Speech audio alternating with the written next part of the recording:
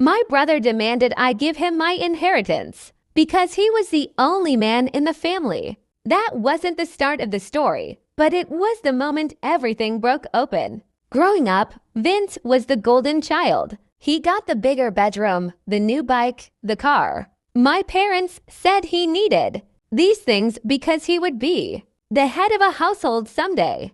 They said I would just marry someone who would provide for me. So I learned early that arguing was pointless. I worked harder. I got a job at 15. I earned scholarships for college. I graduated with honors well. Vince dropped out after 2 years and bounced between dead-end jobs. None of that mattered to my parents. Vince was still the son, but my grandmother, Grandma Faye, was different. She saw the favoritism. When she got sick, I drove for hours every weekend to care for her. I cooked her meals. I sat with her while she watched her old movies. Vince visited twice in 18 months. Both times he asked for money. Both times she told him no.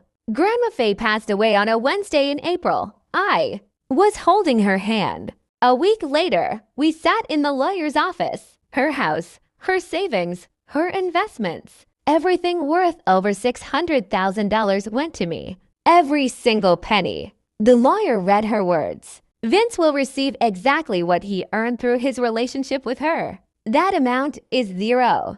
Vince exploded. My mother started crying. My father turned red with anger. Then the attacks began. My mother begged me to do the right thing for family. My father said the house should go to Vince because he would need it, and I would just marry someone who would provide for me. The same old lies. But then I found Grandma's letter. She wrote that she watched my parents favor Vince my entire life. She said this inheritance was her way of telling me I was always worthy, that I always deserved good things no matter what my parents thought about my gender.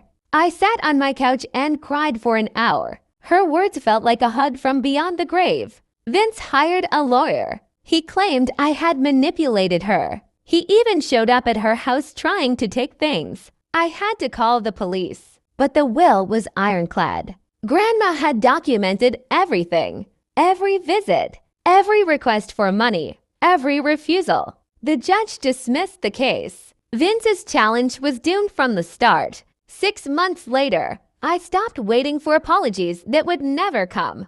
I used some of the money to take the trip to Italy that Grandma always dreamed of. I scattered her ashes in Rome and Florence. I came home, got a promotion at work, and started volunteering to teach financial literacy to other women. My parents and Vince don't speak to me anymore. And honestly, that feels like peace. I set up a scholarship in Grandma's name for young women studying finance. I'm not someone who treats me as an equal. I am no longer the overlooked daughter trying to prove her worth. Grandma's final gift wasn't the money.